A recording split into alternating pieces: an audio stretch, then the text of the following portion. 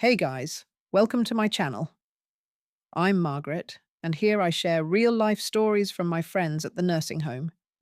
The moment that woman called my daughter a country girl, right there in the middle of her toast, wine glass held like a dagger, I knew I'd never forgive her.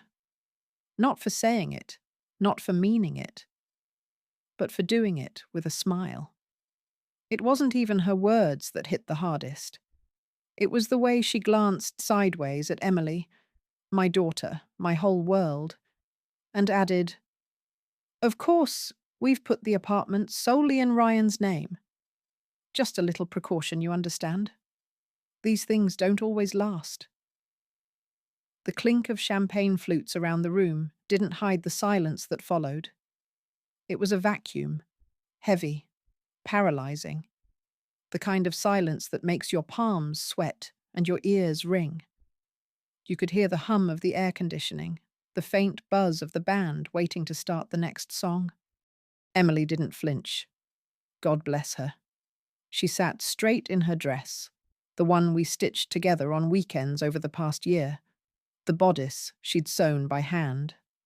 Her smile was faint, tight at the corners, but she didn't look down. She didn't cry. That made it worse somehow, because I knew her, and I could feel the heat behind her eyes, the way she was willing herself to hold the damn line. Ryan, the groom, the man she'd waited 5 years for, didn't say a word. He looked at his mother with a kind of dumb blankness. Not even surprise. Just quiet, complicit stillness. I felt something rip in me. Not anger. Not yet. More like grief. The quiet, painful kind that sneaks up on you when you realize the world isn't fair, and sometimes the people you love won't protect you. My name is Richard Callahan. I'm 57. I've been a long-haul truck driver for 31 years. I've hauled everything from apples to steel beams, crossed 38 states, and buried 2 brothers. I've seen dawn break over the Rockies and snow fall flat and grey over Iowa rest stops. But nothing in all those miles prepared me for watching my daughter get humiliated like that.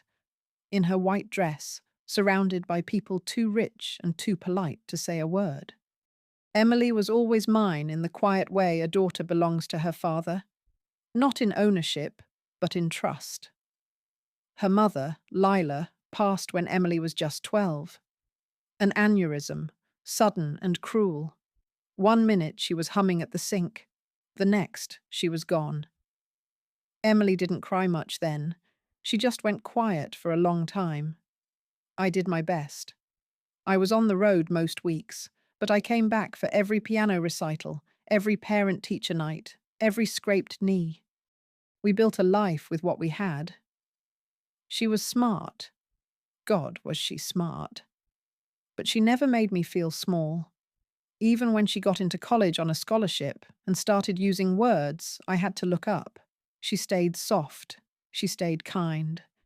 She still called me every Sunday, still asked about the truck, still sent photos of pies she'd baked from scratch, because "I thought you'd be proud, Daddy." Then came Ryan. I'll admit it. I didn't love him. Not from the start. Too polished. Too smooth. The kind of handshake that says, "I've never done a hard day's work in my life." But he made Emily laugh, and that counted for something. And I watched her with him. She tried so hard. Not to impress. No, she wasn't like that. But to belong. She learned wine pairings. She went to charity auctions. She bought a navy dress she said looked sophisticated enough for his mother's birthday brunch. When she came home for Thanksgiving, she barely touched the stuffing, said she was watching her carbs. Emily never watched her carbs. And then, when they got engaged, she asked me if I'd walk her down the aisle, as if there was anyone else, as if I wouldn't. "I know they want a big wedding," she said, folding a napkin in her lap like she was prepping for battle. "I know it's going to be formal." "You don't owe them anything, kid," I said. "I know." but her voice was small. But Ryan's mom, she means well. She just comes from a different world. That's the phrase people use when they're trying not to say she thinks we're beneath her. Different world. The wedding was held at a country club upstate, a converted estate with stone terraces, overpriced hors d'oeuvres, and servers who looked like they'd just graduated from modelling school. Emily had insisted on a few touches that were hers: local flowers, a folk trio playing during cocktail hour, a dessert table with my mother's apple pie recipe instead of a fancy wedding cake. I stood near the back for most of it, keeping quiet. I'm not much for crowds. Wore my best grey suit, freshly pressed, and a tie Emily had given me 2 years ago that I usually saved for church. When it came time for the toasts, Caroline, Ryan's mother, stood with her diamond earrings catching the light, her voice clear and elegant as she spoke of legacy, family, tradition. And then came that line. That goddamn line. Of course, the apartment is in Ryan's name. Just a little precaution. These things don't always last. A few people shifted in their chairs. No one said a word. Emily didn't look at me, but her shoulders squared just slightly, like she knew I was watching. I was. I always was. And I rose. I didn't plan to. I hadn't written a speech. I didn't have notes or a flute of champagne. Just a dry throat, a heavy heart, and 31 years of steel and road and silence built up in my chest. I walked to the mic. Emily turned her head, barely, and when her eyes met mine, I saw it. The fear that I'd make it worse, that I'd say something coarse or clumsy, that I'd embarrass her. So I smiled, just for her. And then I spoke. "I'm Richard Callahan," I said, clearing my throat. "I'm Emily's father. Most of you don't know me. That's all right. I'm not big on parties." A few polite chuckles. I ignored them. "I'm a trucker. Been one most of my life. It's not a glamorous job, doesn't come with champagne or speeches, but it's honest work. You see a lot from the road. You learn what lasts. And what doesn't?" I looked at Emily. She hadn't moved, just watched me with her lips pressed tight, her hands folded in her lap. "I didn't come here to talk about apartments or prenups or who owns what. I came here to talk about my daughter." I paused. Let the silence hold. She's the most loyal, hard-working, kind person I know. She doesn't look down on anyone. She doesn't try to impress. She just shows up every time. She's been doing that since she was 12, and I'm proud of her. Not because of how she looks or who she married, but because of who she is. I looked at Ryan then. His face was pale. She deserves a home, not just a place with walls, but a place where she's safe, where she's valued. So I want to give her something. People leaned forward. Whispers. I reached into my jacket and pulled out the envelope. "This is the deed to the house I built after her mother died. It's not a penthouse. It's got creaky floors and a backyard that floods every spring. But it's solid. And it's hers. In her name. No conditions. No expectations. Just love." A gasp, audible. Someone clapped. Then someone else. Then more. Emily's hands were over her mouth. Caroline, for the first time that evening, looked lost. Ryan stood, walked toward me, and for a second, I braced. I thought maybe he'd protest, maybe he'd try to apologize, but he just took the mic and said simply, "Thank you, I needed to hear that." He turned to Emily. "And I'm sorry." And with that, the whole room shifted, like a dam broke. We left the wedding before dessert, not storming out, not in shame, just done. Emily held her bouquet in one hand, my arm in the other. The moment the music started back up and people turned back to their drinks, I leaned in and asked quietly, "You want to stay?" She shook her head once, hard. No. Ryan followed us outside. He'd already taken off his tuxedo jacket and looked younger without it. Less like his mother's son, more like a guy who might just deserve her. I drove them to the house myself. My truck wasn't fancy, just a dusty Dodge I kept in good shape. But I knew every bump on that road like an old hymn. Emily sat in the back seat, veil off, shoes off, knees curled under her. Ryan rode up front with me, silent. When we got to the driveway, the porch light I'd left on made the white paint of the house glow warm. I'd stained the door myself, dark cedar. Built that porch railing by hand after Lila passed, trying to keep my hands busy so the grief wouldn't swallow me whole. "This place is beautiful," Ryan said softly. "It's real," I replied. "Nothing fancy, but it stands." Emily stepped out of the truck like she'd come home after a long, hard journey. She walked up the steps, hand brushing the railing, and I could see her shoulders drop a little, not with disappointment, with relief. She turned back to me. "I don't know what to say." "You don't have to say anything, kid. Just be happy here." That night, I slept on the old couch in the guest room. Gave them the master bedroom. It was theirs now, after all. I lay there listening to the crickets outside and the low murmur of their voices upstairs. I couldn't catch the words, but it was the sound of honesty, or maybe beginning. In the morning, Emily was in the kitchen, barefoot, hair messy, frying eggs. "Dad?" she said, her voice tight with sleep and something else, maybe disbelief. "You really meant it, didn't you?" "I always do." She crossed the room and hugged me hard. I held her like I used to when she was little. Before the world taught her to brace for cruelty disguised as class. The days that followed weren't magical.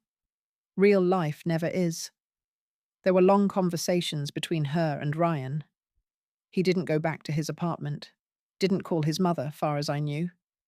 He stayed at the house, mowing the lawn, fixing a broken gutter, helping Emily rearrange the living room like it was the Paris showroom of her dreams, only with a Home Depot budget.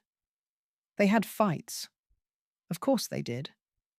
One night, I overheard them arguing on the porch, her voice sharp, his low and defensive. "You just let her say that about me, Ryan." I panicked. I didn't know what she was going to say. "But you didn't stop her. You never stop her." A long silence. "I know," he finally said, "but I will now." I almost stepped outside, almost made it my business. But then I heard her say, "Don't make promises. Just show me." So I stayed inside, poured myself a whiskey, turned up the ball game. The house began to change with the minute. Emily hung curtains she'd thrifted, painted the bathroom a shade of blue I thought looked like toothpaste, but she called serene. Ryan started a little herb garden in the back, even though we both knew the soil wasn't great. And one Sunday, he followed me to the garage, rolled up his sleeves and said, "Teach me." "To drive a rig?" He laughed. "To use a drill. To build something. Anything." So I handed him a hammer. We started with a new fence post, then a bench for the front yard, then a shed door. And little by little, I started seeing the man beneath the polish. It wasn't long before Caroline called. Not Emily, not Ryan, me. I almost didn't answer, but I recognized the area code. And some part of me wanted to hear what she'd sound like days later, when the cameras were off and the guests were gone. "Richard," she began, voice as smooth as ever. "I suppose congratulations are in order?" I said nothing. She went on. "I must admit, I didn't expect that performance at the wedding. You humiliated my daughter in front of 100 people.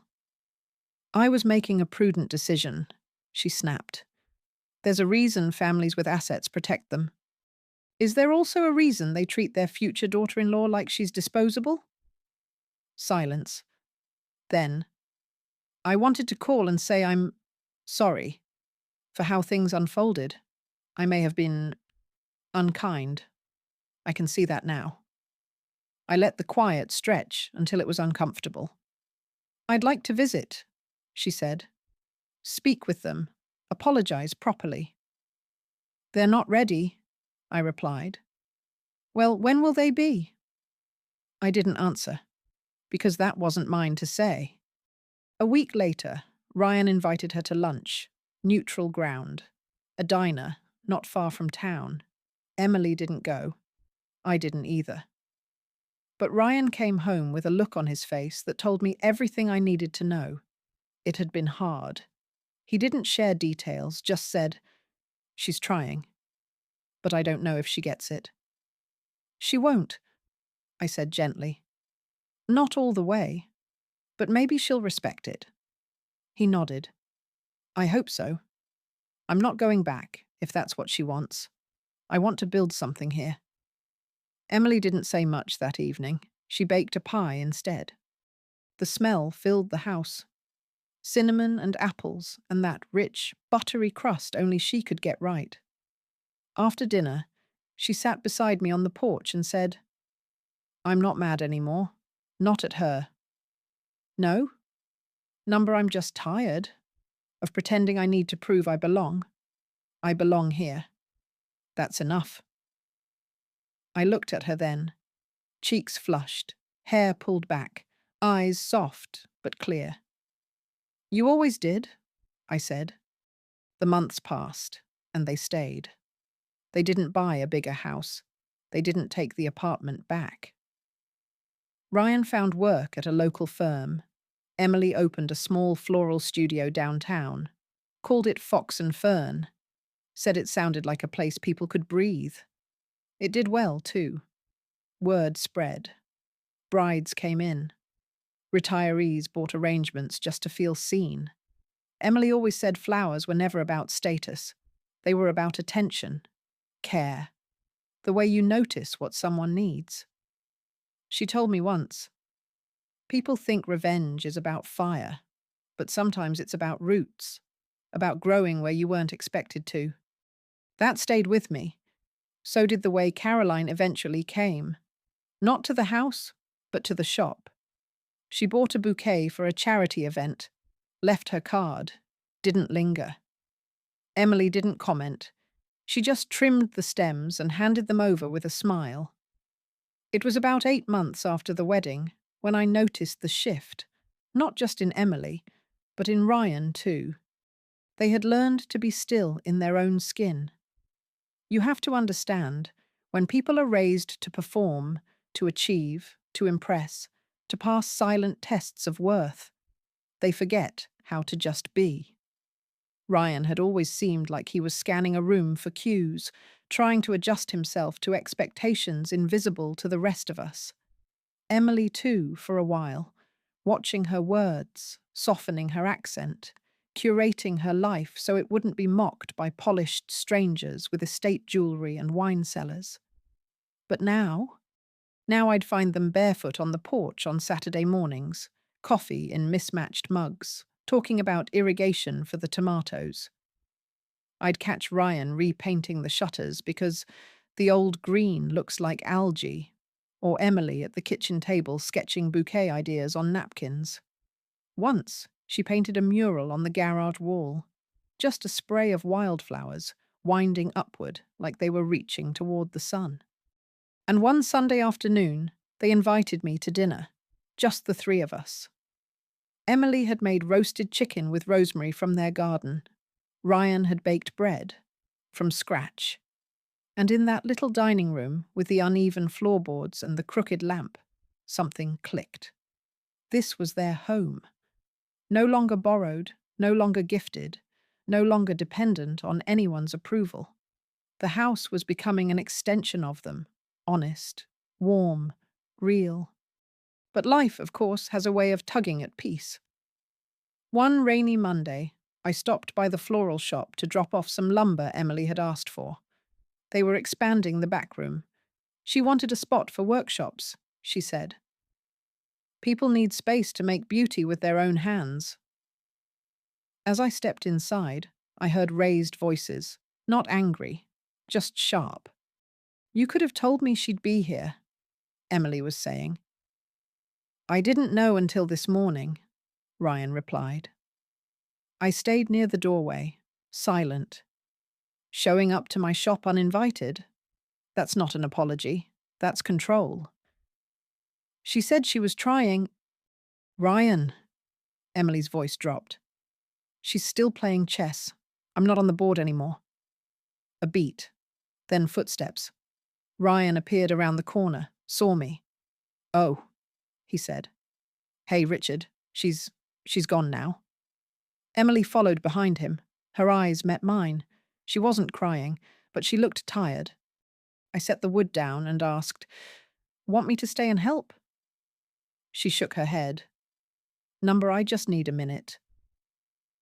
And then she hugged me. Brief, but firm. That's when I knew. Whatever storm Caroline was trying to summon, Emily had already found her shelter. Ryan didn't cut off his mother completely. I didn't expect him to. There were still calls, occasional visits, but they became cordial, not close, controlled. Caroline never set foot in the house again, though she sent gifts, a Vitamix blender, a Le Creuset pot, an embossed photo album with a note, for future generations. Emily never used the pot. She donated it to the women's shelter. She said, I'd rather feed someone who actually needs it. The next summer, Emily threw a block party. Nothing fancy, just folding chairs, lemonade, pulled pork sandwiches, and a dozen neighbours swapping stories in the yard. I brought my old grill out of retirement. Ryan handled music. Kids ran wild with chalk and water balloons.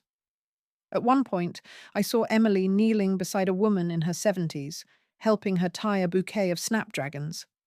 They were laughing. I took a photo of that moment, printed it out, framed it, gave it to her a week later. Why this one? She asked. Because that's who you are, I said. Not someone standing in a ballroom trying to prove herself, someone kneeling in the grass, making beauty with a stranger. She cried a little. Then she baked a pie. Again. In late fall, Emily was invited to speak at a local college. The horticulture department was running a series on sustainable floristry, and someone had seen her workshop flyer at the library. She was nervous. She printed her notes 3 times, practiced in front of the mirror. Do you think I'm enough? She asked me the night before. You've always been enough, I said. The world's just finally noticing. The auditorium wasn't big, maybe 50 students, but she stood there, strong and clear, talking about soil, memory, the language of flowers. She quoted her mother. She mentioned roots again. Said, We don't choose where we're planted, but we choose how we grow. People clapped for a long time. Caroline didn't call. But Ryan's father, a quiet man who'd always followed his wife's lead, sent an email that night. I watched the live stream. I'm proud of her. You raised a hell of a daughter. I printed that out too. Slipped it between pages of Emily's old sketchbook. Near the end of that year, Ryan finally said it. I want to take your last name. We were on the porch. Emily had gone inside for tea. He sat beside me, hands clasped. She gave me everything, he said. A life, a home, clarity. And she did it without asking for anything back. You don't need my blessing for that, I said. I know, but I wanted you to know. So Ryan Callahan was printed on the next business card batch for Fox and Fern. Co-owner, operations manager, partner in every sense. Caroline sent a terse email. "This feels unnecessary." Emily replied, "It's not about you anymore." It was a quiet revenge, really. No screaming matches, no lawsuits, no dramatic slaps in public. Just the long, deliberate decision to live well, and without permission. To build something that couldn't be revoked with a trust fund or a lawyer's letter. To create joy that didn't require a gate code or a pedigree. And in the end, that made all the difference. I'm writing this from the same porch where it all began. The wood creaks under my chair, and the early evening light paints long shadows across the yard. The rosemary bush is overgrown. The shutters need repainting again. A bird's nest sits snugly in the rafters above the porch swing, and the woman who was once called a country girl just drove off in a second-hand pickup truck with a dozen hand-tied centerpieces in the back, headed to a wedding where her work will be the highlight of someone else's happiest day. She waved when she passed. Same smile as always, but different now. Wiser, quieter, rooted. Emily's pregnant. 3 months, just far enough along to start glowing, but not quite past the nausea. Ryan's read every book he can find, built a crib from scratch, and cries every time he looks at the ultrasound. They told me over dinner, casually, like it wasn't the biggest thing in the world. "We wanted to wait," Emily said, chewing on her thumb, eyes sparkling. "Wait for what?" I asked, pretending not to already suspect. "For it to feel real," she said. "But it does now. I think this house made it real." I swallowed the lump in my throat and said the only thing I could. "Your mama would have been so proud." Caroline eventually came around, in her own way. She started sending handwritten letters. They were stiff at first, then softer. She asked to visit. Emily didn't say yes, but she didn't say no either. One afternoon they met at a cafe halfway between towns. No one brought up the wedding. No one brought up the apartment. They just talked, like people, like women. Later, Emily told me, "She's not who I need her to be, but she's trying." That in itself was enough. Not forgiveness, not forgetfulness, but a kind of peace. A year after the wedding, Emily and Ryan renewed their vows. This time, barefoot, behind the house, under an arch Ryan built himself. It was a small group, neighbours, a few old friends. I wore my church tie again, and Emily walked down the gravel path with her belly full and her dress blowing in the breeze. She didn't carry roses or orchids. She held wildflowers, sun-warmed and irregular and beautiful. And when Ryan saw her, he cried the way men cry when they realize they almost lost the best thing they'll ever know. I didn't give a speech, didn't need to. The house was the speech, the soil, the porch, the worn couch, the mural on the garage, the shelf of handmade ceramics, the dozens of dried bouquets pressed between books, the kitchen floor squeak, the creak of stairs, the sound of laughter through thin walls. It all said the only thing that mattered. This is hers. We planted a tree in the backyard the day their daughter was born. Emily picked a redbud, said it blooms in spring like a secret finally spoken aloud. They named her Lila. I dug the hole. Ryan held the roots steady. Emily covered them with soil, pressed down with her palms. "She'll grow here," Emily whispered. "She'll always know this is where she came from." And that's when I realized revenge doesn't always look like vengeance. Sometimes it looks like legacy.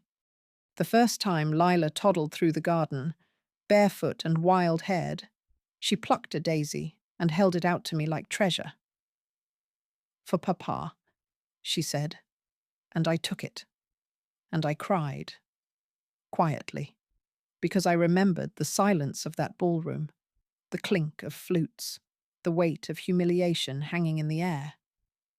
The way Emily looked at me, hoping I'd say something, anything, to remind her she was worth more than gold-plated insults.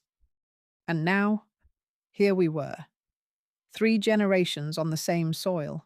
No chandeliers, no status games, just a home full of laughter, and a little girl with dirt on her knees, offering love without condition.